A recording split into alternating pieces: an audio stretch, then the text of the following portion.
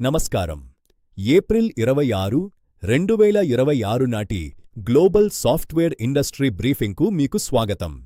నిన్న మనం hyper personalised OS synthesis గురించి చర్చించుకున్నాం. అయితే గత 24 గంటల్లో పరిశ్రమ డిజిటల్ ఇమ్మోర్టాలిటీ ప్రోటోకాల్స్ మరియు లెగసీ మైగ్రేషన్ ఏజెంట్స్ వైపు మళ్లింది.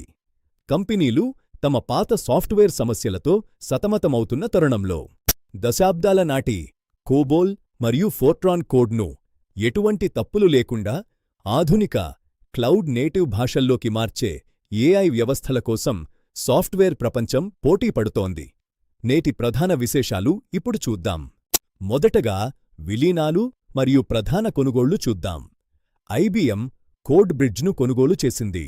సుమారు 1.6 బిలియన్ల భారీ ఒప్పందంతో మెయిన్ ఫ్రేమ్ నుండి మైక్రో సర్వీసులకు మార్చడంలో అగ్రగామిగా ఉన్న కోడ్ బ్రిడ్జ్ను ఐబిఎం సొంతం చేసుకుంది. ప్రపంచ ఆర్థిక సంస్థల క్లౌడ్ మైగ్రేషన్ను వేగవంతం చెయ్యడమే దీని లక్ష్యం. దీనివల్ల పాత వ్యవస్థల ఆధునీకరణ వేగవంతం కానుంది. మరోవైపు గూగుల్ 320 మిలియన్లతో లెగసీ గార్డును కొనుగోలు చేసింది. ఇది గూగుల్ క్లౌడ్కు ఏఐ ఆధారిత ఆటోమేటెడ్ ప్యాచింగ్ సామర్థ్యాన్ని తెస్తుంది. దీనివల్ల పాత సాఫ్ట్వేర్లలోని లోపాలను ఏఐ తనంతట తానుగా గుర్తించి సరిచేస్తుంది. ఇది సెక్యూరిటీని మరింత పెంచుతుంది. ఇక బ్రాడ్కామ్ విలీనం గురించి చూస్తే పాత అప్లికేషన్లను ఎటువంటి కోడ్ మార్పులు లేకుండా ఆధునిక చిప్పులపై రన్ చేసేలా ఒక ప్రత్యేక సాఫ్ట్వేర్ లేయర్ను బ్రాడ్కామ్ విలీనం చేసుకుంది. రెండవ అంశం వర్క్ ఫోర్స్ మార్పులు. ఐబిఎం తన పాత మెయిన్ ఫ్రేమ్ మాన్యువల్ సపోర్ట్ విభాగంలో 2.5% కోత అంటే సుమారు 2000 ఉద్యోగాలను తగ్గించినట్లు ప్రకటించింది. అదే సమయంలో ఏఐ ఆధారిత కోడ్ ట్రాన్స్ఫర్మేషన్ యూనిట్ కోసం 500 మంది మైగ్రేషన్ లాజిక్ ఇంజనీర్లను నియమించుకుంటోంది. ఇది పరిశ్రమలో మారుతున్న అవసరాలకు నిదర్శనం. ఒరాకిల్ కూడా తన సిబ్బందిలో 1.5% రీఅలైన్మెంట్ను ధృవీకరించింది. పాత డేటాబేసులను అటానమస్ క్లౌడ్లోకి మార్చడంలో నిపుణులైన 300 మంది లెగసీ టు క్లౌడ్ ఆర్కిటెక్ట్స్ నియామకంపై దృష్టి పెట్టింది. ముఖ్యంగా కోడ్ మోడర్నైజేషన్ టాలెంట్ స్పైక్ కనిపిస్తోంది. కోబోల్ వంటి పాత భాషలు మరియు ఆధునిక ఏఐ ప్రాంప్ట్ ఇంజనీరింగ్లో ప్రవేశమున్న బ్రిడ్జ్ కోడర్ల కోసం డిమాండ్ ఈ వారం 94% పెరిగింది. మూడవ అంశం ఏఐ ఆవిష్కరణలు. గూగుల్ డీప్ మైండ్ ఆల్ఫా రీరైట్ను ఆవిష్కరించింది. ఇది సంక్లిష్టమైన బ్యాంకింగ్ లాజిక్ను 99.9% ఖచ్చితత్వంతో జావా లేదా గో భాషల్లోకి మార్చగలదు. ఓపెన్ ఏఐ కూడా GPT-6 ఆర్చివిస్ట్ను ప్రదర్శించింది.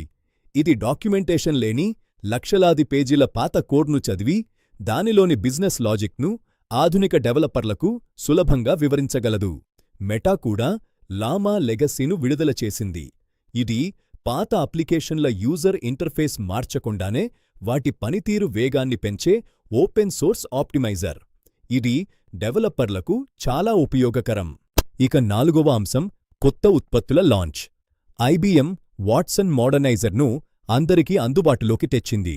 బ్యాంకులు ఇప్పుడు కేవలం ఒక్క క్లిక్తో తమ కోర్ సిస్టమ్స్ను ఆధునీకరించవచ్చు.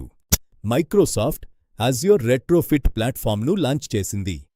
పాత విండోస్ సర్వర్ యాప్స్ను ఆధునిక కంటైనర్లలోకి మార్చి వెంటనే క్లౌడ్ డిప్లాయ్ చేయడానికి ఇది వీలు కల్పిస్తుంది.